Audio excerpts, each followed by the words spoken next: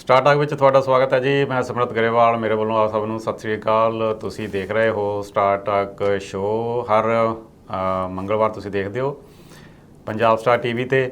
ਜਿਵੇਂ ਕਿ ਤੁਹਾਨੂੰ ਪਤਾ ਹੈ, ਅਸੀਂ ਇਸ ਸ਼ੋਅ ਦੇ ਵਿੱਚ ਵੱਖ-ਵੱਖ ਮੁੱਦਿਆਂ 'ਤੇ ਗੱਲ ਕਰਦੇ ਹਾਂ, ਖਾਸ ਕਰਕੇ ਜਿਹੜੇ ਕਰੰਟ ਇਸ਼ੂਜ਼ ਹੁੰਦੇ ਨੇ ਜਾਂ ਭਖ ਦੇ ਮੁੱਦੇ ਹੁੰਦੇ ਨੇ, ਜਿਹੜੇ ਮੁੱਦੇ ਚਰਚਾ ਦੇ ਵਿੱਚ ਹੁੰਦੇ ਨੇ, ਉਹਨਾਂ ਬਾਰੇ ਗੱਲ ਕਰਦੇ ਹਾਂ।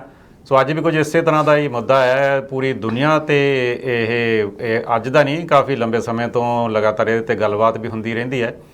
ਇਹ ਮੁੱਦਾ ਹੈ ਗਰਮੀ ਦਾ, ਕਿਉਂਕਿ ਕੈਨੇਡਾ ਦੇ ਵਿੱਚ ਵੀ ਹੁਣ ਗਰਮੀਆਂ ਆ ਰਹੀਆਂ ਨੇ। ਮਈ ਦਾ ਮਹੀਨਾ ਹੈ, ਪਰ ਜਿਹੜਾ ਟੈਂਪਰੇਚਰ ਲਗਾਤਾਰ ਹੁਣ ਉੱਪਰ ਜਾ ਰਿਹਾ। ਪਰ ਦੁਨੀਆ ਦੇ ਬਹੁਤ ਸਾਰੇ ਦੇਸ਼ ਨੇ ਜਿੱਥੇ ਕਿ ਹੁਣ ਗਰਮੀ ਬਹੁਤ ਜ਼ਿਆਦਾ ਵੱਧ ਗਈ ਹੈ ਅਤੇ ਹੀਟ ਵੇਵ ਦੇ ਜਿਹੜੀਆਂ ਗੱਲਾਂ ਹੋਣ ਲੱਗ ਪਈਆਂ ਨੇ। ਖਾਸ ਕਰਕੇ ਜੇ ਆਪਾਂ ਆਪਣੇ ਦੇਸ਼ ਭਾਰਤ ਦੀ ਗੱਲ ਕਰੀਏ ਤਾਂ ਇਹਨਾਂ ਦਿਨਾਂ ਦੇ ਵਿੱਚ ਕਿਹਾ ਜਾ ਰਿਹਾ ਕਿ ਗਰਮੀ ਬੜੀ ਵੱਧ ਗਈ ਹੈ ਉੱਥੇ। ਖਾਸ ਕਰਕੇ ਦਿੱਲੀ ਵਰਗੇ ਸ਼ਹਿਰ ਦੇ ਵਿੱਚ ਤਾਂ ਬਹੁਤ ਜ਼ਿਆਦਾ ਗਰਮੀ ਹੈ, ਅਤੇ ਹੋਰ ਵੱਖ-ਵੱਖ ਸੂਬਿਆਂ ਅਤੇ ਸ਼ਹਿਰਾਂ ਦੇ ਵਿੱਚ ਜਿਹੜੀ ਗਰਮੀ ਲਗਾਤਾਰ ਭਾਰਤ ਦੇ ਵਿੱਚ ਵੱਧ ਰਹੀ ਹੈ। ਸੋ ਇਹਦੇ ਬਾਰੇ ਅੱਜ ਆਪਾਂ ਚਰਚਾ ਕਰਾਂਗੇ, ਕੀ ਕਾਰਨ ਨੇ ਕਿ ਦੁਨੀਆ 'ਤੇ ਗਰਮੀ ਵੱਧ ਰਹੀ ਹੈ, ਭਾਰਤ ਦੇ ਵਿੱਚ ਗਰਮੀ ਲਗਾਤਾਰ ਵੱਧ ਰਹੀ ਹੈ। ਹੋਰ ਬਹੁਤ ਸਾਰੀਆਂ ਅਲਾਮਤਾਂ ਨੇ ਜਿਹੜੀਆਂ ਗਰਮੀ ਦੇ ਨਾਲ ਹੋ ਰਹੀਆਂ ਨੇ। ਸੋ ਕੀ ਕਾਰਨ ਨੇ ਇਹਨਾਂ ਦੇ, ਕੀ ਇਹਨਾਂ ਤੋਂ ਬਚਿਆ ਜਾ ਸਕਦਾ, ਕੀ ਇਹਨਾਂ ਦੇ ਕੋਈ ਰੈਮੀਡੀਜ਼ ਵੀ ਹੈ, ਕੋਈ ਇਹਨਾਂ ਦਾ ਸੋਲੂਸ਼ਨ ਵੀ ਹੈ। ਇਸ ਬਾਰੇ ਗੱਲਬਾਤ ਕਰਾਂਗੇ ਅੱਜ ਦੇ ਪ੍ਰੋਗਰਾਮ ਦੇ ਵਿੱਚ। ਮੇਰੇ ਨਾਲ ਅੱਜ ਸਟੂਡੀਓ ਵਿੱਚ ਹਾਜ਼ਰ ਨੇ ਹਰਕੀਰਤ ਜੀ। ਹਰਕੀਰਤ ਜੀ, ਤੁਹਾਡਾ ਸਵਾਗਤ ਹੈ ਜੀ। ਥੈਂਕ ਯੂ ਸਿਮਰਤ ਜੀ। ਅੱਛਾ ਹਰਕੀਰਤ ਜੀ, ਆਪਾਂ ਜਿਵੇਂ ਮੈਂ ਗੱਲ ਕੀਤੀ ਹੈ ਵੀ ਗਰਮੀ ਜਿਹੜੀ ਲਗਾਤਾਰ ਵੱਧ ਰਹੀ ਹੈ ਅਤੇ ਕੈਨੇਡਾ ਵਿੱਚ ਵੀ ਹੁਣ ਗਰਮੀ ਆ ਗਈ ਹੈ। ਅਸੀਂ ਕੈਨੇਡਾ ਵਿੱਚ ਵਰਗੇ ਦੇਸ਼ ਦੇ ਵਿੱਚ ਜਿਹੜਾ ਕਿ ਠੰਡਾ ਮੁਲਕ ਕਿਹਾ ਜਾਂਦਾ ਹੈ, ਇੱਥੇ ਵੀ ਹੁਣ ਆਪਾਂ ਗਰਮੀਆਂ ਦੇ ਵਿੱਚ ਗਰਮੀ ਦੀ ਜਿਹੜੀ ਤਪਸ਼ ਉਹ ਮਹਿਸੂਸ ਕਰਦੇ ਹਾਂ। ਪਰ ਭਾਰਤ ਦੇ ਵਿੱਚ ਤਾਂ ਹੈਰਾਨੀ ਦੀ ਗੱਲ ਹੈ, ਇਹਨਾਂ ਦਿਨਾਂ ਦੇ ਵਿੱਚ ਕਹਿ ਰਹੇ ਨੇ ਕਿ ਲੋਕਾਂ ਦਾ ਘਰੋਂ ਨਿਕਲਣਾ ਮੁਸ਼ਕਲ ਹੋਇਆ ਪਿਆ। ਸੋ ਤੁਸੀਂ ਕੀ ਸਮਝਦੇ ਹੋ, ਕਿਉਂ ਇਹ ਲਗਾਤਾਰ ਗਰਮੀ ਵੱਧਦੀ ਜਾ ਰਹੀ ਹੈ?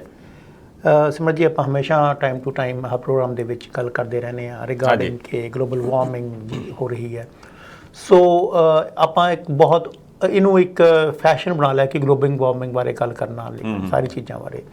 ਲੇਕਿਨ ਜੋ ਆਪਾਂ ਇੰਡੀਆ ਦੀ ਗੱਲ ਕਰੀਏ, ਖਾਸ ਕਰ ਇੰਡੀਆ ਨਹੀਂ, ਇਹ ਉਹ ਵਾਲਾ ਜੋ ਖਿੱਤਾ ਹੈ ਫਰੋਮ ਕਾਬੁਲ ਟੂ ਜਿਹੜਾ ਅਪ ਟੂ ਕੈਲਕਟਾ, ਜਿਹੜੀ ਉਹ ਬੈਲਟ ਹੈ ਸਾਰੀ ਹੈ ਪੂਰੀ ਕੰਪਲੀਟ। ਪਿਛਲੇ ਜੋ ਆਪਣੇ ਸਾਲ ਵਿੱਚ ਦੇਖਿਆ ਗਿਆ ਹੈ, ਲੇਕਿਨ ਕਿ ਇਹਦੀ ਹੌਲੀ ਹੌਲੀ ਮਤਲਬ ਹਰ ਸਾਲ ਇਹਦੀ ਜੋ ਹੈ ਹੀਟ ਜਿਹੜੀ ਹੈ ਉਹ ਟੈਂਪਰੇਚਰ ਦੀ ਐਵਰੇਜ ਵੱਧ ਰਹੀ ਹੈਗੀ ਹੈ। ਔਰ ਇਸ ਵਾਰ ਜਿਹੜਾ ਹੈ ਇੰਡੀਆ ਜਿਹੜਾ ਮੈਟੀਓਰੋਲੋਜੀਕਲ ਡਿਪਾਰਟਮੈਂਟ ਹੈ IMD, ਉਹਨੇ ਕਿਹਾ ਕਿ 122 ਸਾਲਾਂ ਦਾ ਜਿਹੜਾ ਰੈਕੋਰਡ ਹੈ ਉਹ ਟੁੱਟ ਗਿਆ ਹੈਗਾ ਜੀ। ਇੰਨੀ ਗਰਮੀ ਵੱਧ ਗਈ ਹੈ ਅਪ੍ਰੈਲ ਦੇ ਵਿੱਚ। ਅੱਛਾ ਜੀ, 122 ਸਾਲਾਂ ਦਾ ਰੈਕੋਰਡ। ਔਰ ਲਾਸਟ 1951 ਤੋਂ ਬਾਅਦ ਜੋ ਐਵਰੇਜ ਟੈਂਪਰੇਚਰ ਹੈ ਉਹ ਸਭ ਤੋਂ ਜ਼ਿਆਦਾ ਇਸ ਸਾਲ ਰਿਕਾਰਡ ਕੀਤਾ ਗਿਆ ਹੈ। ਸੋ ਤੁਸੀਂ ਸੋਚੋ ਵੀ 122 ਸਾਲਾਂ ਦਾ ਜੋ ਟੈਂਪਰੇਚਰ ਦਾ ਰੈਕੋਰਡ ਟੁੱਟਣਾ, ਉਹ ਵੀ ਇੱਕ ਬਹੁਤ ਵੱਡੀ ਗੱਲ ਹੁੰਦੀ ਹੈਗੀ ਹੈ। ਇਹਦੇ ਦੋ ਇਫੈਕਟ ਨੇ ਜਿਹੜੀ ਸਾਰੀ ਵਰਲਡ ਵਿੱਚ ਕੰਮ ਕਰਦੇ ਨੇ, ਇੱਕ ਐਲਨੀਨਾ, ਇੱਕ ਐਲਨੀਨੋ। ਅੱਛਾ ਜੀ। So El Nina is a female version of El Nino. ਉਹਦੇ ਬਾਰੇ ਆਪਾਂ ਬਹੁਤ ਡਿਟੇਲ ਬਾਅਦ ਵਿੱਚ ਡਿਸਕਸ ਕਰਾਂਗੇ ਕਿਸੇ ਚੀਜ਼ ਵਿੱਚ ਦੱਸਣ ਬਾਰੇ। ਲੇਕਿਨ ਜਿਹੜਾ ਮੇਨ ਇਹਦੇ 'ਚ ਆਪਾਂ ਗੱਲ ਕਰੀਏ ਕਿ ਇਹ ਚੀਜ਼ ਹੋ ਕਿਉਂ ਰਹੀ ਹੈ, ਕੀ ਗੱਲ ਹੈ, ਕਿਉਂ ਹੋ ਰਹੀ ਹੈ, ਉਹ ਇੱਕ ਮਤਲਬ ਕਿ ਮੈਟੀਓਰੋਲੋਜੀਕਲ ਜਿਹੜਾ ਡਿਪਾਰਟਮੈਂਟ ਹੈ ਉਹਦੇ ਸਟੈਟਿਸਟਿਕਸ ਆਪਾਂ ਦੇਖੀਏ ਤਾਂ ਉਹ ਕਿੱਦਾਂ ਉੱਪਰ ਨੀਚੇ ਜਾਂਦੇ ਹੈ ਨੇ। ਪਹਿਲਾਂ ਤਾਂ ਆਪਾਂ ਦੇਖੀਏ ਵੀ ਤੁਸੀਂ ਗੱਲ ਕਰ ਰਹੇ ਸੀ ਹੀਟ ਵੇਵ ਦੀ। ਹੀਟ ਵੇਵ ਕੀ ਹੁੰਦੀ ਹੈਗੀ ਹੈ? ਜਦ ਵੀ ਕੋਈ ਵੀ ਟੈਂਪਰੇਚਰ 47 ਡਿਗਰੀ ਤੋਂ ਉੱਪਰ 2 ਦਿਨ ਤੱਕ ਐਵਰੇਜ ਵੱਧ ਜਾਵੇ, ਅੱਛਾ ਜੀ, ਤਾਂ ਉਹਨੂੰ ਹੀਟ ਵੇਵ ਡਿਕਲੇਅਰ ਹੋ ਜਾਂਦੀ ਹੈਗੀ। ਠੀਕ ਹੈ। ਜਿਹੜਾ ਕਿ ਆਲਰੇਡੀ ਕਰਾਚੀ ਤੋਂ ਲੈ ਕੇ ਲਾਹੌਰ, ਕਰਾਚੀ, ਇਹ ਸਾਰੀ ਜਿਹੜੀ belt up to Punjab, Haryana, Uttar Pradesh, Bihar, Kerala ਤੱਕ ਜਿਹੜੀ ਇਹ ਚੀਜ਼ ਬੈਲਟ ਹੈਗੀ ਹੈ ਸਾਰੀ, ਉਹਦਾ ਜੋ ਐਵਰੇਜ ਟੈਂਪਰੇਚਰ ਹੈ ਸੀ ਉਹ 40 ਡਿਗਰੀ ਟੈਂਪਰੇਚਰ ਚਲਾ ਗਿਆ ਸੀ। ਅੱਛਾ ਜੀ। ਤੋ ਇਹ ਜਿਹੜਾ ਮਈ ਔਰ ਜੂਨ ਦੇ ਵਿੱਚ ਤੁਸੀਂ ਇਹ ਦੇਖਣ ਨੂੰ ਮਿਲੇਗਾ।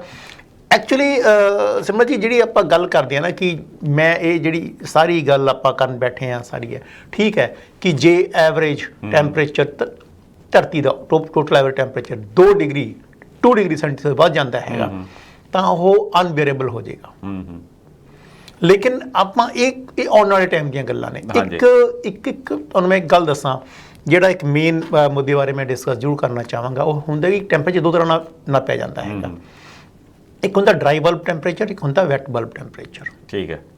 ਜੋ ਡਰਾਈ ਬਲਬ ਟੈਂਪਰੇਚਰ ਹੁੰਦਾ, ਜਦ ਵੀ ਆਪਾਂ ਕੋਈ ਥਰਮੋਮੀਟਰ 'ਤੇ ਆਪਾਂ ਟੈਂਪਰੇਚਰ ਦੇਖਦੇ ਹੈਗੇ ਆ, ਥਰਮੋਮੀਟਰ ਲੱਗਿਆ ਉਹਤੇ ਟੈਂਪਰੇਚਰ ਹੁੰਦਾ ਵੀ ਠੀਕ ਹੈ 40 ਹੈ, 42 ਹੈ, 46, 47 ਜੋ ਵੀ ਉਹ ਹੁੰਦਾ ਹੈ। ਲੇਕਿਨ ਇੱਕ ਵੈਟ ਬਲਬ ਟੈਂਪਰੇਚਰ ਹੁੰਦਾ ਕਿ ਜਦ ਤੁਸੀਂ ਜਿਹੜਾ ਬਲਬ ਹੈ ਉਹਦੇ ਉੱਪਰ ਇੱਕ ਵੈਟ ਕੱਪੜਾ ਪਾ ਦਿੰਦੇ ਹੋ ਤਾਂ ਉਹਨੂੰ ਟੈਂਪਰੇਚਰ ਨਾਪਦੇ ਹੈਗੇ ਤਾਂ ਉਹ ਟੈਂਪਰੇਚਰ ਇੱਕ ਅਲੱਗ ਟੈਂਪਰੇਚਰ ਹੁੰਦਾ ਹੈਗਾ। ਠੀਕ ਹੈ।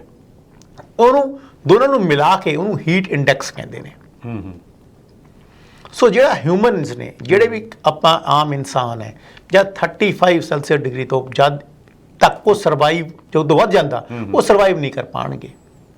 ਹਿਊਮਨ ਬੀਇੰਗ ਸਰਵਾਈਵ ਨਹੀਂ ਕਰ ਜਿਹੜਾ ਹਿਊਮਨ ਮਨੁੱਖੀ ਜਿਹੜੇ ਮਨੁੱਖ ਨੇ, ਜਿੰਨੀ ਵੀ ਮਨੁੱਖ ਜਾਤੀ ਹੈ, ਜੋ ਮਤਲਬ 35 ਡਿਗਰੀ ਤੋਂ ਥੱਲੇ ਜੇ ਟੈਂਪਰੇਚਰ ਫੇਰ ਤਾਂ ਠੀਕ ਹੈ, ਉਹ ਤਾਂ ਸਰਵਾਈਵ ਕਰ ਸਕਦੇ। ਯੈਸ, ਹਿਊਮਨ ਇੰਡੈਕਸ ਹੈ ਜਿਹੜਾ humidity index plus heat index ਹੈ ਜਿਹੜਾ। ਠੀਕ ਹੈ।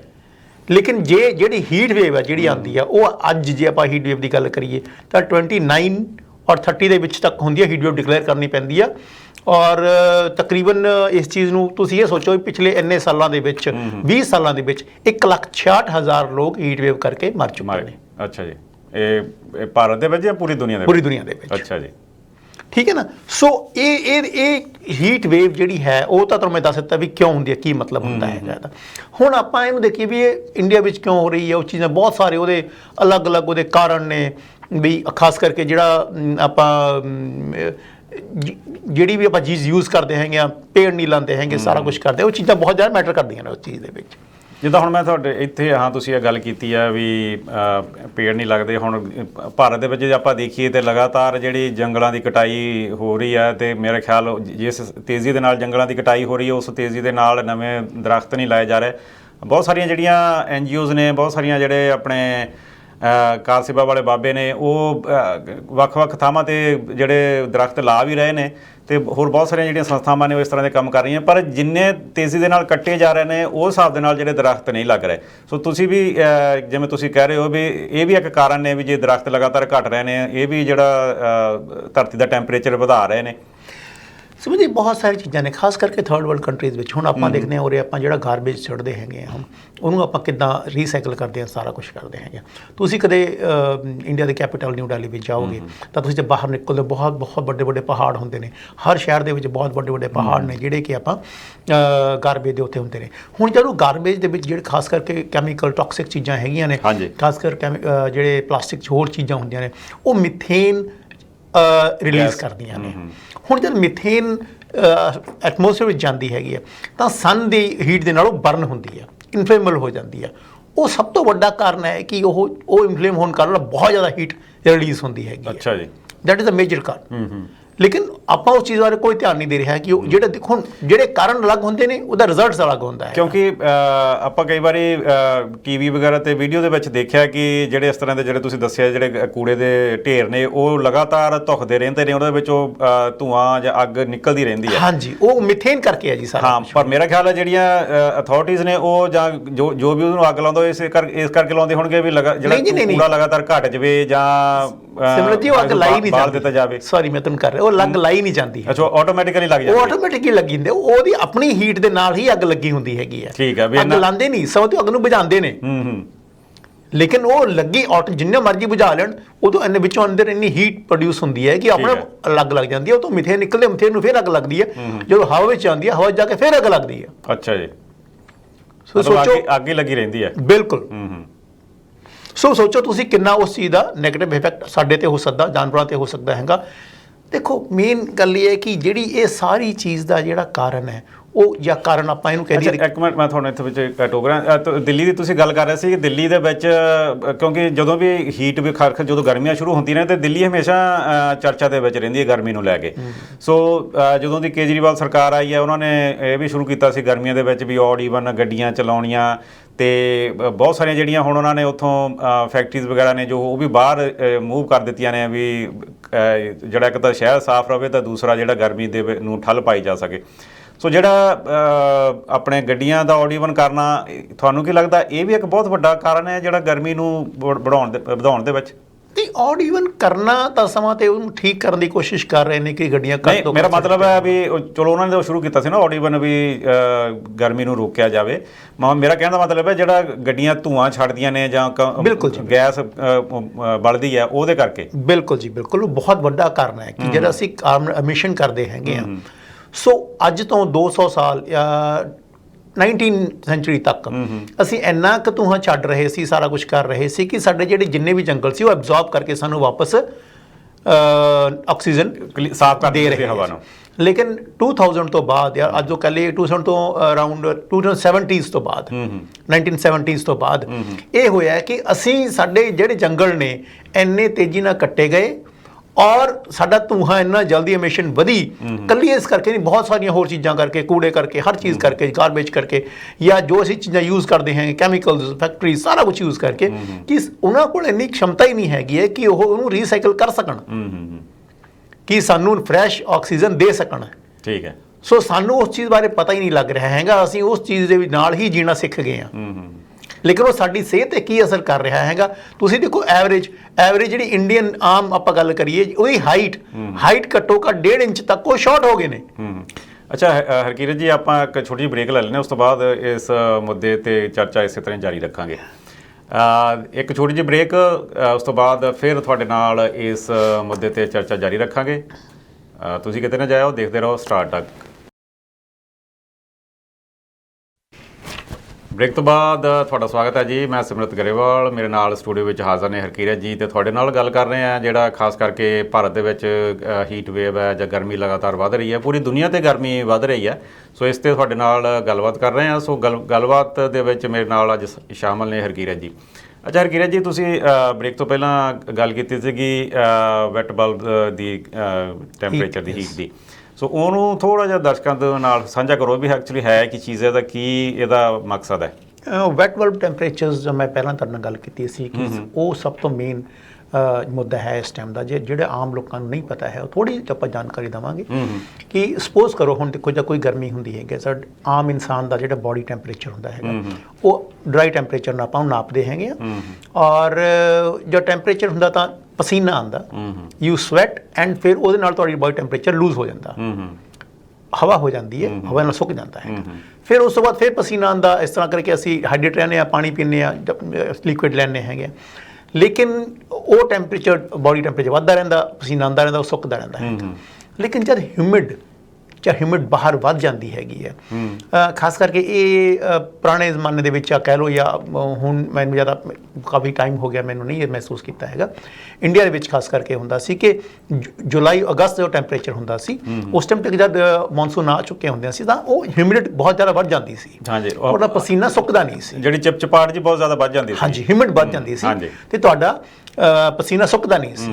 ਸੋ ਉਸ ਚੀਜ਼ ਦਾ ਜਿਹੜਾ ਟੈਂਪਰੇਚਰ ਹੁੰਦਾ, ਤੁਹਾਡੀ ਬੋਡੀ, ਤੁਸੀਂ ਪਾਣੀ ਵੀ ਪੀਂਦੇ ਹੋ ਲੇਕਿਨ ਪਸੀਨਾ ਜਦ ਸੁੱਕੇਗਾ ਹੀ ਨਹੀਂ, ਤੁਹਾਨੂੰ ਹੋਰ ਪਾਣੀ ਵੀ ਨਹੀਂ ਪੀ ਸਕਦੇ ਹੈਗੇ, ਤੁਹਾਡਾ ਪਸੀਨਾ ਵੀ ਨਹੀਂ ਸੁੱਕੇਗਾ ਔਰ ਤੁਹਾਡੀ ਬੋਡੀ ਦਾ ਟੈਂਪਰੇਚਰ ਜਿਹੜਾ ਉਹ ਡਾਊਨ ਨਹੀਂ ਜਾਏਗਾ। ਠੀਕ ਹੈ। ਸੋ ਉਹ ਸਭ ਤੋਂ ਜ਼ਿਆਦਾ ਖਤਰਨਾਕ ਚੀਜ਼ ਹੁੰਦੀ ਸੀ। ਲੇਕਿਨ ਉਹ ਜਿਹੜਾ ਵੈਟ ਬਲਬ ਟੈਂਪਰੇਚਰ ਹੈ, ਜਿਹੜਾ ਮੈਂ ਪਹਿਲਾਂ ਗੱਲ ਕੀਤੀ ਸੀ, ਜੇ ਵੈਟ ਬਲਬ ਟੈਂਪਰੇਚਰ ਜਿਹੜਾ ਹੈ ਇੰਡੈਕਸ, ਜਿਹੜਾ ਆਪਾਂ ਹਿਊਮਿਡਿਟੀ ਇੰਡੈਕਸ ਜਿਹੜਾ ਹੈ 35 ਤੋਂ ਵੱਧ ਜਾਵੇ ਤਾਂ ਉਹ ਉੱਥੇ ਹਿਊਮਨ ਸਰਵਾਈਵ ਨਹੀਂ ਕਰ ਸਕਦੇ ਹੈਗੇ ਨੇ। ਠੀਕ ਹੈ। ਤੋ ਜਿੰਨੀਆਂ ਵੀ ਹੀਟ ਵੇਵਸ ਹੁੰਦੀਆਂ ਨੇ, ਜਦ ਲੋਕ ਮਰਨ ਲੱਗਦੇ ਨੇ, ਉਸ ਚੀਜ਼ ਦਾ ਹੈ ਜੋ ਮਤਲਬ ਕਹਿੰਦੇ ਆ ਵੀ ਮਾਰੂ ਹੁੰਦਾ ਹੈਗਾ, ਉਹ 30 ਤੋਂ ਬਾਅਦ ਹੀ ਲੋਕ ਇਸ ਟਾਈਮ ਦਾ ਜੋ ਹੁਣ ਤੱਕ ਜੋ ਹੈ 29 ਔਰ 30 ਦੇ ਵਿੱਚ ਹੀ ਇਹ ਚੱਲ ਰਿਹਾ ਹੈਗਾ। ਸੋ ਅੱਜ ਦਾ ਜਿਹੜਾ ਵੈਟ ਬਲਬ ਟੈਂਪਰੇਚਰ ਹੈ ਉਹ 29 ਤੋਂ ਲੈ ਕੇ 30 ਦੇ ਵਿੱਚ ਹੈ। ਸੋ ਅੱਜ ਵੀ ਕਰਾਚੀ ਤੋਂ ਲੈ ਕੇ India, Pakistan, northern southern Afghanistan ਤੋਂ ਲੈ ਕੇ ਅਪ ਟੂ ਕਲਕੱਤਾ, ਜਿਹੜੀ ਇਹ ਸਾਰੀ ਹੀਟ ਵੇਵ ਫੈਲੀ ਹੋਈ ਹੈਗੀ। ਮਤਲਬ ਇਸ ਸਾਰੇ ਜਿੰਨਾ ਵੀ ਤੁਸੀਂ ਦੱਸਿਆ ਖਿੱਤੇ ਦੇ ਵਿੱਚ ਜਿਹੜਾ ਟੈਂਪਰੇਚਰ ਉਹ 29 ਤੋਂ 30 ਦੇ ਵਿੱਚ ਹੈ। ਨੋ, ਦੈਟ ਇਜ਼ ਹੀਟ ਇੰਡੈਕਸ ਜਿਹੜੀ ਗੱਲ ਕਰ ਰਹੇ ਹਾਂ। ਮਤਲਬ ਹੀਟ ਇੰਡੈਕਸ ਉਹ ਇੰਨਾ ਹੈ, ਉਸ ਇੰਨਾ ਹੈ ਜੀ, ਇੰਨਾ ਹੈ, ਪਰ ਉਹ 29 ਤੋਂ ਨੀਚੇ ਹੀ ਰਹਿੰਦਾ ਹੈਗਾ। ਜੋ ਹੀ 29 ਹੁੰਦਾ ਜਦ ਹੀਟ ਵੇਵ ਨੂੰ ਆਪਾਂ ਡਿਕਲੇਅਰ ਕਰ ਦਿੰਦੇ। ਠੀਕ ਹੈ। ਹੁਣ ਇਹ ਜਿਹੜਾ ਜਦ ਇਹ ਪ੍ਰੋਲੋਂਗਡ ਰਹਿਣਾ ਸ਼ੁਰੂ ਹੋ ਗਿਆ, ਸਪੋਜ਼ ਕਰੋ ਵੀ ਇਹ ਮਹੀਨਾ ਇੱਕ ਚੱਲਦਾ ਹੈਗਾ, ਮਹੀਨੇ 'ਚ ਬੰਦਾ ਬਰਦਾਸ਼ਤ ਕਰ ਲੈਂਦਾ ਹੈਗਾ, ਇਹਨੂੰ ਟੈਕਲ ਕਰਨ ਵਾਸਤੇ ਇੱਕੋ ਚੀਜ਼ ਕੰਮ ਕਰਦੀ ਹੈ, ਦੈਟ ਇਜ਼ ਏਅਰ ਕੰਡੀਸ਼ਨਿੰਗ, ਜੋ ਹਿਊਮਨਸ ਨੇ ਆਪਣੇ ਸੁੱਖ ਸੁਵਿਧਾ ਵਾਸਤੇ ਬਣਾਈ ਹੋਈ ਹੈਗੀ ਹੈ। ਲੇਕਿਨ ਸਭ ਤੋਂ ਵੱਡੀ ਗੱਲ ਹੈ ਕਿ ਇੱਕ ਜਿਹੜਾ ਆਮ ਇਨਸਾਨ ਹੈ, ਜਿਹਨੇ ਬਾਹਰ ਜਾ ਕੇ ਕੰਮ ਕਰਨਾ, ਜਿਹੜੇ ਕਿ ਕਾਮੇ ਨੇ, ਜਿਹੜੇ ਕਿ ਖੇਤਾਂ ਵਿੱਚ ਕੰਮ ਕਰਦੇ ਨੇ, ਹੋਰ ਬਾਹਰ ਜਿਹੜੇ ਕੰਸਟਰਕਸ਼ਨ 'ਚ ਕੰਮ ਕਰਦੇ ਨੇ, ਉਹਨਾਂ ਵਾਸਤੇ ਤਾਂ ਇਹ ਚੀਜ਼ ਬਹੁਤ ਜ਼ਿਆਦਾ ਘਾਤਕ ਸਿੱਧ ਹੁੰਦੀ ਹੈ ਸਿਮਰਤ ਜੀ। ਸੋ ਇਹ ਆਉਣ ਵਾਲੇ ਟਾਈਮ ਵਿੱਚ ਇਹ ਪ੍ਰੈਡਿਕਟ ਕੀਤਾ ਗਿਆ ਸੀ ਕਿ ਜਿਹੜਾ ਹਿਊਮਿਡਿਕ ਇੰਡੈਕਸ ਹੈ ਉਹ 35 ਤੱਕ ਤਾਂ ਚਲੋ ਪਹੁੰਚਣੀ ਬਹੁਤ ਦੂਰ ਦੀ ਗੱਲ ਹੈ, ਇਹ ਵਧਣਾ ਸ਼ੁਰੂ ਹੋ ਜਾਏਗਾ ਲੇਕਿਨ 2025 ਤੋਂ ਬਾਅਦ। ਅੱਛਾ ਜੀ। ਲੇਕਿਨ ਮੈਂ ਪਿਛਲੇ ਦਿਨ ਰਿਪੋਰਟ ਪੜ੍ਹ ਰਿਹਾ ਸੀ ਕਿ ਇਸੇ ਸਾਲ ਇਹਦਾ ਅਸਰ ਨਜ਼ਰ ਆਉਣੇ ਸ਼ੁਰੂ ਹੋ ਗਏ ਨੇ, ਵਿਚ ਇਜ਼ ਵੈਰੀ ਵੈਰੀ ਡੇਂਜਰਸ। ਸੋ ਇਸ ਚੀਜ਼ ਨੂੰ ਟੈਕਲ ਕਰਨ ਵਾਸਤੇ ਸਰਕਾਰਾਂ ਨੇ ਆਲਰੇਡੀ ਖਾਸ ਕਰ ਜਿਹੜੇ ਕਿ ਵੈਸਟਰਨ ਵਰਲਡ ਨੇ ਉੱਥੇ ਤਾਂ ਕਾਫੀ ਪਹਿਲਾਂ ਤੋਂ ਕੰਮ ਸ਼ੁਰੂ ਕੀਤਾ ਹੋਇਆ ਹੈ, ਲੇਕਿਨ ਮੈਨੂੰ ਨਹੀਂ ਲੱਗਦਾ ਹੈ ਕਿ ਇਸ ਚੀਜ਼ ਨੂੰ ਹਜੇ ਪਰ ਗੱਲ ਉਹੀ ਹੈ ਹਰਕਿਰੇ ਜੀ, ਤੁਸੀਂ ਕਹਿ ਰਹੇ ਹੋ ਜਿਹੜੇ ਡਿਵੈਲਪਿੰਗ ਕੰਟਰੀ ਨੇ ਜਾਂ ਵੈਸਟਰਨ ਵਰਲਡ ਦੇ ਕੰਟਰੀਜ਼ ਨੇ ਵੀ ਉਹਨਾਂ ਨੇ ਜਿਹੜੀ ਐਮਿਸ਼ਨ ਦੀ ਜਿਹੜੀ ਗੈਸ ਹੈ ਉਹਨੂੰ ਕੰਟਰੋਲ ਕਰਨ ਲਈ ਤੇ ਜਿਹੜਾ ਟੈਂਪਰੇਚਰ ਨੂੰ ਕੰਟਰੋਲ ਕਰਨ ਲਈ ਜਾਂ ਆਪਣੇ ਵੱਲੋਂ ਮੈਜਰਸ ਲੈ ਰਹੇ ਨੇ, ਪਰ ਕਿਹਾ ਜਾ ਰਿਹਾ ਕਿ ਇਹ ਸਰਕਾਰਾਂ ਵੀ ਉਨੀਆਂ ਐਫਰਟਸ ਨਹੀਂ ਕਰ ਰਹੀਆਂ ਜਿੰਨੀਆਂ ਦੀ ਲੋੜ ਹੈ। ਦੇਖੋ ਉਹਨਾਂ 'ਚ ਬਹੁਤ ਜ਼ਿਆਦਾ ਵੈਸਟਡ ਇੰਟਰਸਟਰਸ ਹੁੰਦੇ ਨੇ ਸਿਮਰਤ ਜੀ, ਹਰ ਜਿਹੜੀਆਂ ਕਾਰਪੋਰੇਟ ਕੰਪਨੀਜ਼ ਹੈ ਨੇ ਜਿਨ੍ਹਾਂ ਨੇ ਹੁਣ ਆਪਾਂ ਇੱਕ ਇਲੈਕਟ੍ਰਿਕ ਵਹੀਕਲਸ ਦੀ ਵੀ ਗੱਲ ਆਈ ਹੈ, ਸ਼ਾਇਦ ਆਪਾਂ ਲਾਸਟ ਟਾਈਮ ਪ੍ਰੋਗਰਾਮ ਕੀਤਾ ਸੀ EV ਦੇ ਉੱਪਰ, ਕਿ ਉਹ ਜਿੰਨੀ ਤੇਜ਼ੀ ਨਾਲ ਉਹ ਲੋਕਾਂ ਨੂੰ ਬਾਏ ਕਰਨਾ ਚਾਹੀਦਾ ਹੈਗਾ, ਜਿੰਨੀ ਤੇਜ਼ੀ ਨਾਲ ਉਹਨੂੰ ਆਉਣਾ ਚਾਹੀਦੀਆਂ ਨੇ ਉਹ ਨਹੀਂ ਆ ਰਹੀ ਹੈਗੀਆਂ, ਬਿਕੋਜ਼ ਬਹੁਤ ਸਾਰੇ ਜੋ ਕੰਟਰੀ ਹੈ, ਬਹੁਤ ਸਾਰੇ ਕੰਟਰੀ ਹੈ ਨੇ ਜਾਂ ਬਹੁਤ ਸਾਰੀਆਂ ਜਿਹੜੇ ਕਾਰਪੋਰੇਟਸ ਹੈ ਨੇ ਉਹਨਾਂ ਦਾ ਵੈਸਟਡ ਇੰਟਰਸਟ ਨੇ, ਉਹ ਚਾਹੁੰਦੇ ਨਹੀਂ ਕਿ ਇਸ ਚੀਜ਼ ਨੂੰ ਇੰਨੀ ਫਾਸਟ ਤਰੀਕੇ ਨਾਲ ਲਾਇਆ ਜਾਵੇ, ਕਿਉਂਕਿ ਉਹਦੇ ਨਾਲ ਬਹੁਤ ਸਾਰੇ ਲੋਕਾਂ ਦੀ ਰੁਜ਼ਗਾਰ ਜੁੜਿਆ ਹੋਇਆ ਹੈ, ਬਹੁਤ ਸਾਰੇ ਲੋਕਾਂ ਦੀਆਂ ਖਿੱਤੇ ਜੁੜੇ ਹੋਏ ਨੇ, ਬਹੁਤ ਸਾਰੀਆਂ ਫੈਮਿਲੀਜ਼ ਦਾ ਉਹਦੇ ਨਾਲ ਜੁੜਿਆ ਹੋਇਆ ਹੈ। ਸੋ ਦੇ ਹੈਜ਼ ਟੂ ਬੀ ਟੇਪਰਡ ਆਫ। ਸੋ ਜਿਹੜਾ ਵੈਟ ਬਲਬ ਮੈਂ ਗੱਲ ਟੈਂਪਰੇਚਰ ਦੀ ਗੱਲ ਕਰ ਰਿਹਾ ਹੈਗਾ, that is the most dangerous thing to come. ਇਹ ਅੱਜ ਆਪਾਂ ਨੂੰ ਸ਼ਾਇਦ ਸਮਝ ਆਉਣ ਵਿੱਚ ਥੋੜ੍ਹਾ ਜਿਹਾ ਮੁਸ਼ਕਿਲ ਲੱਗੇਗਾ ਜਾਂ ਆਪਾਂ ਨੂੰ ਇਹ ਲੱਗੇਗਾ ਕਿ ਠੀਕ ਹੈ ਇਹਨੂੰ ਆਪਾਂ ਨੂੰ ਨਹੀਂ ਪਤਾ ਲੱਗ ਰਿਹਾ ਹੈਗਾ, ਕਿਉਂਕਿ ਲੇਕਿਨ ਜੇ ਪ੍ਰੋਲੋਂਗਡ ਹੋ ਜਾਏਗਾ, ਸਪੋਜ਼ ਕਰੋ ਮੈਂ ਤਾਂ ਦੱਸ ਰਿਹਾ ਗੱਲ ਕਿ ਜਿਹੜੀ ਹੀਟ ਟੈਂਪਰੇਚਰ ਦੇ ਡਿਊਰੇਸ਼ਨਸ ਨੇ ਹਰ ਸਾਲ ਉਹ ਹਰ ਕੰਟਰੀ ਵਿੱਚ ਵੱਧ ਰਿਹਾ ਹੈਗਾ। ਪਹਿਲਾਂ 150 ਦਿਨ ਹੁੰਦਾ ਸੀ ਹੀਟ, ਫਿਰ 150, 200, 200, 250, 300, so it is going increasing year by year, day by day, ਕਿ ਹਰ ਸਾਲ ਜਿਹੜਾ ਸਮਰ ਹੈ ਉਹਦੀ ਲੌਂਗਟੀਵਿਟੀ ਜਿਹੜੀ ਹੈਗੀ ਡਿਊਰੇਸ਼ਨ ਹੈ ਉਹ ਵਧ ਰਹੀ ਹੈਗੀ। ਬਿਲਕੁਲ। ਹੁਣ ਜੇ ਆਪਾਂ ਇੱਥੇ ਦੀ ਗੱਲ ਕਰੀਏ ਕੈਨੇਡਾ ਦੀ, ਤੇ ਜੋ ਹੁਣ ਮਈ ਦੇ ਵਿੱਚ ਅਗਲੇ ਹੁਣ ਜੋ ਹਫ਼ਤੇ ਦੇ ਵਿੱਚ ਜੋ ਤਾਪਮਾਨ ਦੱਸਿਆ ਜਾ ਰਿਹਾ ਉਹ ਦੱਸਿਆ ਜਾ ਰਿਹਾ 20 ਤੋਂ ਉੱਪਰ ਦੱਸਿਆ ਜਾ ਰਿਹਾ। ਹਾਂਜੀ ਬਿਲਕੁਲ। ਸੋ ਇਹ ਵੀ ਕਿਹਾ ਜਾ ਰਿਹਾ ਵੀ ਮਈ ਦੇ ਵਿੱਚ ਇੰਨਾ ਜਿਹੜਾ ਟੈਂਪਰੇਚਰ ਹੋਣਾ ਇਹ ਆਪਣੇ ਆਪ ਦੇ ਵਿੱਚ ਦੱਸ ਰਿਹਾ ਵੀ ਜਿਹੜੀ ਗਰਮੀ ਲਗਾਤਾਰ ਵੱਧ ਰਹੀ ਹੈ। ਬਿਲਕੁਲ ਜੀ। ਸੋ ਇਹ ਆਪਾਂ ਨੂੰ ਦੇਖੋ ਆਮ ਇਨਸਾਨ ਨੂੰ ਜਦ ਤੱਕ ਉਸ ਚੀਜ਼ ਦੀ ਸਮਝ ਨਹੀਂ ਆਉਂਦੀ, ਜਦ ਉਹਨੂੰ ਮਹਿਸੂਸ ਨਹੀਂ ਹੋਣ ਲੱਗਦਾ ਹੈਗਾ। ਜਿਹੜੇ ਰਿਸਰਚਰਸ ਨੇ, ਸਾਇੰਟਿਸਟ ਨੇ, ਉਹ ਅੱਜ ਤੋਂ 5 ਸਾਲ ਬਾਅਦ ਦੀ ਗੱਲ ਕਰਦੇ ਹੁੰਦੇ ਹੈਗੇ। ਬਿਲਕੁਲ। ਉਹ 500 ਸਾਲ ਬਾਅਦ ਦੀ ਗੱਲ ਕਰਕੇ ਸਰਕਾਰਾਂ ਨੂੰ ਦੱਸਦੇ ਨੇ, ਫਿਰ ਸਰਕਾਰਾਂ ਦਾ ਇੱਕ ਫਰਜ਼ ਬਣ ਜਾਂਦਾ ਹੈਗਾ ਵੀ ਤੁਸੀਂ ਇਹਨੂੰ ਕਿਵੇਂ ਟੈਕਲ ਕਰਨਾ, ਕਿਵੇਂ ਪਾਲਿਸੀਜ਼ ਬਣਾਉਣੀਆਂ ਨੇ, ਲੋਕਾਂ ਨੂੰ ਸਮਝਾਉਣਾ ਕਿਵੇਂ ਹੈ, ਬਿਕੋਜ਼ ਸਰਕਾਰ ਹੀ ਸਹੀ ਮਾਧਿਅਮ ਦੇ ਨਾਲ ਆਮ ਲੋਕਾਂ ਨੂੰ ਸਮਝਾ ਸਕਦੀ, ਪਬਲਿਕ ਨੂੰ ਸਮਝਾ ਸਕਦੀ ਹੈਗੀ ਹੈ। ਜਿਹੜੇ ਕਿ ਲੋਕ ਇਸ ਚੀਜ਼ ਬਾਰੇ ਜਾਗਰੂਕ ਹੁੰਦੇ ਨੇ ਜਾਂ ਕੋਈ NGOs ਨੇ, ਕੋਈ ਹੋਰ ਕੰਪਨੀਜ਼ ਨੇ ਉਹ ਜਾਗਰੂਕ ਹੁੰਦੀਆਂ ਨੇ, ਉਹ ਲੋਕਾਂ ਨੂੰ ਸਮਝਾਉਣ ਦੀ ਕੋਸ਼ਿਸ਼ ਕਰਦੀਆਂ ਨੇ, ਪਰ ਮੈਨੂੰ ਨਹੀਂ ਲੱਗਦਾ ਉਹਦਾ ਇੰਪੈਕਟ ਇੰਨਾ ਜ਼ਿਆਦਾ ਹੁੰਦਾ ਤੱਕ ਸਰਕਾਰ ਇਸ ਵਿੱਚ ਨਹੀਂ ਆਉਂਦੀ ਹੈਗੀ ਔਰ ਉਹ ਆਪਣੇ ਸਹੀ ਤਰੀਕੇ ਨਾਲ ਇਸ ਚੀਜ਼ ਨੂੰ ਨਹੀਂ ਸਮਝਾ ਸਕਦੇ। ਹਾਂਜੀ, ਖਾਸ ਕਰ ਇਹ ਵੀ ਜਿੱਦਾਂ ਤੁਸੀਂ ਗੱਲ ਕਰ ਰਹੇ ਹੋ ਵੀ ਸਰਕਾਰਾਂ ਕਈ ਵਾਰੀ, ਹਾਂ ਜਿਵੇਂ ਤੁਸੀਂ ਪਹਿਲਾਂ ਵੀ ਗੱਲ ਕੀਤੀ ਹੈ ਵੀ ਸਰਕਾਰਾਂ ਦੇ ਆਪਣੇ ਵੀ ਇੰਟਰਸਟ ਹੁੰਦੇ ਨੇ। ਸੋ ਸਰਕਾਰਾਂ ਚਾਹੁੰਦੇ ਹੋਏ ਵੀ, ਸਰਕਾਰਾਂ ਨੂੰ ਪਤਾ ਵੀ ਹੈ ਵੀ ਸਾਨੂੰ ਇਸ 'ਤੇ ਗੱਲ ਕੰਮ ਕਰਨ ਦੀ ਲੋੜ ਹੈ, ਪਰ ਫਿਰ ਵੀ ਉਹ ਅਵੇਸਲਾਪਣ ਦਿਖਾਉਂਦੀਆਂ ਨੇ, ਚੀਜ਼ਾਂ ਨੂੰ ਅਣਗੌਲਿਆ ਕਰ ਦਿੰਦੀਆਂ ਨੇ, ਕਿਉਂਕਿ ਉਹਨਾਂ ਦਾ ਵੀ ਆਪਣਾ ਇੰਟਰਸਟ ਹੁੰਦਾ ਵਿੱਚ।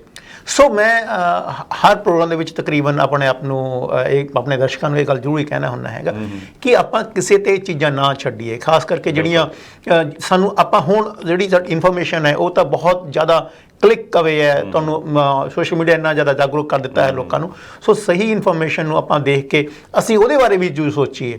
ਆਪਾਂ ਸਿਰਫ ਇਹ ਨਾ ਦੇਖੀਏ ਕਿ ਅਸੀਂ ਜਿਹੜੀਆਂ ਕਿ ਉਹ ਚੀਜ਼ਾਂ ਨੇ ਜਿਹੜੀਆਂ ਚੀਜ਼ਾਂ ਸ਼ਾਇਦ ਸਾਨੂੰ ਸਾਡੀ ਆਮ ਜ਼ਿੰਦਗੀ ਦੇ ਵਿੱਚ ਨਹੀਂ ਉਹਦਾ ਇੰਨਾ ਇੰਪੈਕਟ ਪੈ ਰਿਹਾ, ਪਰ ਜਿਹਦਾ ਇੰਪੈਕਟ ਪੈ ਰਿਹਾ ਹੈਗਾ ਜੇ ਤੁਹਾਨੂੰ ਸਮਝ ਆ ਜਾਂਦੀਆਂ ਨੇ ਤਾਂ ਜ਼ਰੂਰ ਉਹਦੇ ਵੀ ਆਪਾਂ ਕੰਮ ਕਰੀਏ ਉਸ ਚੀਜ਼ ਨੂੰ। ਆਪਾਂ ਜੇ ਇੱਕ ਯੂਨਿਟ ਲੈਵਲ 'ਤੇ ਉਸ ਚੀਜ਼ 'ਤੇ ਕੰਮ ਕਰਾਂਗੇ ਤਾਂ ਫਿਰ ਸਾਨੂੰ ਮਾਸ ਲੈਵਲ 'ਤੇ ਕੰਮ ਕਰਕੇ ਉਸ ਚੀਜ਼ ਨਹੀਂ ਕਰਨਾ ਪਏਗਾ ਉਸ ਚੀਜ਼ ਦਾ। ਬਿਲਕੁਲ। ਅੱਛਾ ਹਰਕਿਰਤ ਜੀ, ਇੱਥੇ ਮੈਂ ਇੱਕ ਗੱਲ ਤੁਹਾਡੇ ਨਾਲ ਹੋਰ ਤੁਹਾਡੇ ਤੋਂ ਜਾਣਨਾ ਚਾਹੁੰਦਾ। ਰਸ਼ੀਆ ਤੇ ਯੂਕਰੇਨ ਦੀ ਲੜਾਈ ਨੂੰ ਤਕਰੀਬਨ 2 ਮਹੀਨੇ ਤੋਂ ਉੱਪਰ ਦਾ ਹੁਣ ਸਮਾਂ ਹੋ ਚੱਲਿਆ। ਸੋ ਲੜਾਈਆਂ ਦੇ ਵਿੱਚ ਤੁਹਾਨੂੰ ਪਤਾ ਹੈ ਵੀ ਬੰਬ ਚੱਲਦੇ ਨੇ, ਗੋਲੀਆਂ ਚੱਲਦੇ ਨੇ। ਹੁਣ ਤਾਂ ਇਸ ਵਾਰ ਤਾਂ ਕਹਿੰਦੇ ਮਿਸਲਸ ਬਹੁਤ ਚੱਲ ਰਹੀਆਂ ਨੇ।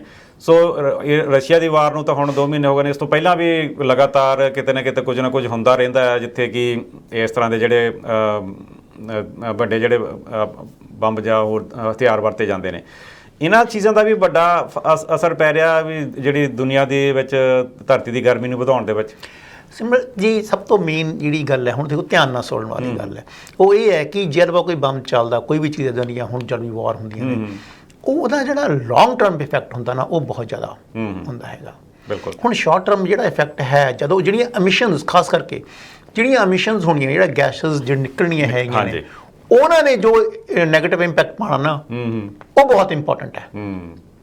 ਸੋ ਉਹ ਅੱਜ ਤੁਹਾਨੂੰ ਨਜ਼ਰ ਨਹੀਂ ਆ ਰਿਹਾ ਹੈਗਾ। ਅੱਜ ਆਪਾਂ ਨੂੰ ਬਹੁਤ ਸ਼ਾਇਦ ਆਮ ਉਹਨੂੰ ਅਣਗੌਲਿਆ ਕਰ ਰਹੇ ਹੋਵਾਂਗੇ, ਅਣਦੇਖਾ ਕਰ ਰਹੇ ਹੋਵਾਂਗੇ, ਲੇਕਿਨ ਜੋ ਆਉਣ ਵਾਲੇ 1 ਸਾਲ ਬਾਅਦ ਜਾਂ ਆਉਣ ਵਾਲੇ 6 ਮਹੀਨੇ ਸਾਲ ਬਾਅਦ ਜੋ ਉਹਦਾ ਇੰਪੈਕਟ ਪਏਗਾ, ਖਾਸ ਕਰਕੇ ਨਾਰਥ ਪੋਲ ਦੇ ਉੱਪਰ ਉਹਦਾ ਇੰਪੈਕਟ ਪਏਗਾ, ਬਿਕੋਜ਼ ਰਸ਼ੀਆ ਬਿਲਕੁਲ ਨਾਰਥ ਪੋਲ ਦੇ ਨੇੜੇ ਬੈਠਾ ਹੋਇਆ ਹੈ। ਔਰ ਆਪਾਂ ਵੀ ਜੇ ਦੂਜੇ ਪਾਸੇ ਦੇਖੇ ਜਾਵੇ ਆਪਾਂ ਵੀ ਨਾਰਥ ਪੋਲ ਦੇ ਨੇੜੇ ਹੈਗੇ ਆ। ਸੋ ਉਹਦਾ ਆਪਣੇ ਖਾਸ ਕਰਕੇ ਜਿਵੇਂ ਹੁਣ ਫਲੱਡਸ ਆਏ ਸੀ, ਫਲੱਡਿੰਗ ਹੋਈ ਸੀ BC ਦੇ ਵਿੱਚ, ਜਿਹੜੀ ਫਲੱਡਿੰਗ ਹੋਈ ਸੀ, ਦੈਟ ਇਜ਼ ਅ ਨਿਊ ਫਿਨੋਮੇਨਾ, ਪਹਿਲਾਂ ਨਹੀਂ ਦੇਖਿਆ ਜਾਂਦਾ ਸੀ ਇਹ ਫਿਨੋਮੇਨਾ ਹੈਗੀਆਂ ਨੇ। ਔਰ ਤੁਸੀਂ ਆਉਣ ਵਾਲੇ, ਮੈਂ ਇੱਕ ਹੋਰ ਰਿਪੋਰਟ ਪੜ੍ਹ ਰਿਹਾ ਸੀ ਕਿ ਜਿਹੜੇ ਇਸ ਟਾਈਮ ਇਸ ਸਾਲ ਆਉਣ ਵਾਲੇ ਜਿਹੜੇ ਹਰੀਕੇਨਸ ਹੋਣਗੇ, ਖਾਸ ਕਰਕੇ ਅਮਰੀਕਾ ਦੇ ਵਿੱਚ, ਨਾਰਥ ਅਮਰੀਕਾ ਦੇ ਵਿੱਚ, ਉਹ ਵੀ ਬੜੇ ਸੀਵੀਅਰ ਹੋਣਗੇ। ਤੁਸੀਂ ਇਹ ਚੀਜ਼ ਤੁਸੀਂ ਇਹ ਚੀਜ਼ ਨੂੰ ਧਿਆਨ ਰੱਖਣ ਦੀ ਲੋੜ ਹੈਗੀ ਹੈ। ਸੋ ਇਹ ਚੀਜ਼ ਜਿਹੜੀ ਹੁਣ ਆਪਾਂ ਗੱਲ ਕਰ ਰਹੇ ਹਾਂ ਕਿ ਉਹ ਜਿਹੜੀ wave up to Middle East ਤੋਂ ਸ਼ੁਰੂ ਹੋ ਕੇ ਜਿਹੜੇ ਵੀ ਕੋਸਟਲ ਇਲਾਕੇ ਨੇ ਉੱਥੋਂ ਸ਼ੁਰੂ ਹੋ ਕੇ ਆਬੂ ਧਾਬੀ, ਦੁਬਈ, ਫਿਰ Iran, Afghanistan, Pakistan, India, up to Burma ਤੱਕ, ਜੋ ਇਹ ਚੀਜ਼ ਜਿਹੜੀ ਹੈ ਸਾਰਾ ਇਹ ਬੈਲਟ ਹੈ, ਇਹਦੀ ਖਾਸ ਕਰ ਵੈਟ ਬਲਬ ਦੀ ਜਿਹੜੀ ਥਿਉਰੀ ਹੈ, ਉਸ ਚੀਜ਼ ਨੂੰ ਤੁਸੀਂ ਧਿਆਨ ਨਾਲ ਦੇਖਣਾ ਕਿ ਆਉਣ ਵਾਲੇ ਟਾਈਮ 'ਚ ਇਹਦਾ ਕਿੰਨਾ ਡੇਂਜਰਸ ਇਫੈਕਟ ਹੋਣ ਵਾਲਾ ਹੈ। ਬਿਲਕੁਲ ਤੁਹਾਡੇ ਨਾਲ ਅੱਜ ਗੱਲ ਕਰ ਰਹੇ ਹਾਂ ਅਸੀਂ ਕਿ ਦੁਨੀਆ ਦੇ ਵਿੱਚ ਖਾਸ ਕਰਕੇ ਜੋ ਭਾਰਤ ਦੀ ਆਪਾਂ ਗੱਲ ਕਰ ਰਹੇ ਹਾਂ ਕਿ ਭਾਰਤ ਦੇ ਵਿੱਚ ਜਿਹੜੀ ਗਰਮੀ ਲਗਾਤਾਰ ਵੱਧ ਰਹੀ ਹੈ। ਸੋ ਇਸ ਵਿਸ਼ੇ ਤੇ ਮੇਰੇ ਨਾਲ ਗੱਲ ਕਰ ਰਹੇ ਸੀ ਹਰਕੀਰਤ ਜੀ, ਸਟੂਡੀਓ ਵਿੱਚ ਅੱਜ ਹਾਜ਼ਰ ਸਨ। ਹਰਕੀਰਤ ਜੀ, ਜਾਣ ਤੋਂ ਪਹਿਲਾਂ ਕੀ ਕਹਿਣਾ ਚਾਹੁੰਦੇ ਹੋ ਵੀ ਕਿ ਲੋਕਾਂ ਨੂੰ ਇਹਦੇ ਲਈ ਕੀ ਕਰਨਾ ਚਾਹੀਦਾ? ਹਾਂ, ਮੈਂ ਆਪਣੇ ਹਮੇਸ਼ਾ ਦਰਸ਼ਕਾਂ ਨੂੰ ਅਲੱਗ-ਅਲੱਗ ਆਪਣਾ ਮੁੱਦਿਆਂ ਤੇ ਅਲੱਗ-ਅਲੱਗ ਚੀਜ਼ਾਂ ਤੇ ਆਪਾਂ ਜ਼ਰੂਰ ਮੈਂ ਗੱਲ ਗੁਜ਼ਾਰਿਸ਼ ਕਰਦਾ ਰਹਿਣਾ ਹੁੰਦਾ। ਇਹਦੇ ਵਾਸਤੇ ਮੈਂ ਤੁਹਾਨੂੰ ਜ਼ਰੂਰ ਖਾਸ ਕਰਕੇ ਆਪਣਾ ਗੱਲ ਕਰਨਾ ਚਾਹਾਂਗਾ ਕਿ ਅਸੀਂ ਯੂਨਿਟ ਲੈਵਲ ਤੇ ਕੰਮ ਕਰੀਏ, ਅਸੀਂ ਖੁਦ ਦੇਖੀਏ ਕਿ ਅਸੀਂ ਇਸ ਚੀਜ਼ ਤੇ ਕਿੱਦਾਂ ਹੈਲਪ ਆਊਟ ਕਰ ਸਕਦੇ ਹਾਂ। ਵੈਸੇ ਤਾਂ ਕੈਨੇਡਾ ਵਿੱਚ ਪੇਡ ਤਾਂ ਤੁਹਾਨੂੰ ਪਤਾ ਹੀ ਹੈ ਕਿ ਸਰਕਾਰ ਦਾ ਇਹ ਆਪਣਾ ਇੱਕ ਮਿਊਨਿਸਪੈਲਿਟੀ ਦਾ ਇੱਕ ਫਰਜ਼ ਹੁੰਦਾ ਹੈਗਾ, ਲੇਕਿਨ ਅਸੀਂ ਆਪਣੇ ਲੈਵਲ ਤੇ ਕਿ ਅਸੀਂ ਘੱਟ ਤੋਂ ਘੱਟ ਉਹ ਚੀਜ਼ਾਂ ਯੂਜ਼ ਕਰੀਏ ਜਿਹੜੀਆਂ ਚੀਜ਼ਾਂ ਤੇ ਸਾਨੂੰ ਪਤਾ ਹੈ ਕਿ ਅਸੀਂ ਵੈਜੀਜ਼ ਨੂੰ ਖਾਸ ਕਰਕੇ ਯੂਜ਼ ਕਰੀਏ ਹੈ, ਔਰ ਗਾਰਬੇਜ ਨੂੰ ਸਹੀ ਤਰੀਕੇ ਨਾਲ ਉਹਦਾ ਜੋ ਡਿਸਪੋਜ਼ ਆਫ ਜਿਹੜੇ ਤਰੀਕੇ ਹਨ ਉਹਨਾਂ ਨੂੰ ਅਸੀਂ ਯੂਜ਼ ਕਰੀਏ ਉਸ ਚੀਜ਼ ਨੂੰ। ਜਿਹੜੀਆਂ ਚੀਜ਼ਾਂ ਖਾਣ ਵਾਲੀਆਂ ਚੀਜ਼ਾਂ ਜਿਹੜੀਆਂ ਜਿੱਥੇ ਸਾਨੂੰ ਘੱਟ ਤੋਂ ਘੱਟ ਸਾਨੂੰ ਐਟਮੋਸਫੇਅਰ ਦੇ ਚੀਜ਼ ਦੇ ਨਾਲ ਵੈਦਰ ਜਿਹੜੀਆਂ ਪ੍ਰੋ ਵੈਦਰ ਚੀਜ਼ਾਂ ਨੇ ਉਹਨਾਂ ਨੂੰ ਚੀਜ਼ਾਂ ਯੂਜ਼ ਕਰੀਏ। ਸੋ ਬਹੁਤ ਸਾਰੀਆਂ ਚੀਜ਼ਾਂ ਹੁੰਦੀਆਂ ਨੇ ਜਿਹਦੇ 'ਚ ਸਾਨੂੰ ਖੁਦ ਆਪਣੇ ਲੈਵਲ ਤੇ ਜ਼ਰੂਰ ਕੰਮ ਕਰਨਾ ਚਾਹੀਦਾ। ਮਤਲਬ ਕਹਿਣ ਦਾ ਵੀ ਉਹ ਚੀਜ਼ਾਂ ਯੂਜ਼ ਕਰੀਏ ਜਿਨ੍ਹਾਂ ਦੇ ਨਾਲ ਜਿਹੜਾ ਧਰਤੀ ਦੀ ਸਾਫ਼ ਸਫਾਈ ਰਵੇ, ਤੇ ਖਾਸ ਕਰਕੇ ਜਿਹੜੀਆਂ ਐਮਿਸ਼ਨ ਗੈਸ ਨੇ ਜਾਂ ਜਿਹੜਾ ਧਰਤੀ ਦੀ ਗਰਮੀ ਨੂੰ ਵਧਾਉਣ, ਉਹਨਾਂ ਚੀਜ਼ਾਂ ਤੋਂ ਗੁਰੇਜ਼ ਕਰੀਏ। ਖਾਸ ਕਰ ਪ੍ਰੋਸੈਸ ਚੀਜ਼ਾਂ ਹੈਗੀਆਂ ਨੇ ਸਿਮਰਤ ਜੀ, ਕਿਉਂਕਿ ਉਹਨਾਂ ਨੂੰ ਪ੍ਰੋਸੈਸਿੰਗ ਵਿੱਚ ਉਹ ਜਿਹੜੇ ਪਲਾਂਟਸ ਨੇ ਉਹ ਕਿੰਨੀ ਐਮਿਸ਼ਨ ਕਰਦੇ ਹੈ ਨੇ। ਜਿਉਂ ਹੀ ਅਸੀਂ ਇਹ ਆਪਣੇ ਆਰਗੈਨਿਕ ਚੀਜ਼ਾਂ ਵੱਲ, ਉਸ ਚੀਜ਼ਾਂ ਵੱਲ ਵਧਾਂਗੇ ਤਾਂ ਡੈਫੀਨੇਟਲੀ ਅਸੀਂ ਉਹ ਚੀਜ਼ ਯੂਜ਼ ਕਰਾਂਗੇ ਜੋ ਸਾਡੇ ਐਗਰੀਕਲਚਰ ਨੂੰ ਜਾਂ ਸਾਡੇ ਗ੍ਰੀਨਰੀ ਨੂੰ ਵਧਾਉਂਦੀਆਂ ਨੇ। ਹਰਕੀਰਤ ਜੀ, ਅੱਜ ਦੀ ਚਰਚਾ ਵਿੱਚ ਸ਼ਾਮਲ ਹੋਣ ਲਈ ਤੁਹਾਡਾ ਬਹੁਤ ਬਹੁਤ ਧੰਨਵਾਦ ਜੀ। ਥੈਂਕ ਯੂ ਸਿਮਰਤ। ਤੁਸੀਂ ਦੇਖ ਰਹੇ ਸੀ ਸਟਾਰ ਟਾਕ। ਅਗਲੇ ਹਫਤੇ ਫਿਰ ਤੁਹਾਡੇ ਲਈ ਇੱਕ ਨਵਾਂ ਵਿਸ਼ਾ ਤੇ ਨਵਾਂ ਸ਼ੋਅ ਲੈ ਕੇ ਹਾਜ਼ਰ ਹੋਵਾਂਗੇ। ਉਦੋਂ ਤੱਕ ਲਈ ਮੈਨੂੰ ਦਿਓ ਇਜਾਜ਼ਤ। ਧੰਨਵਾਦ।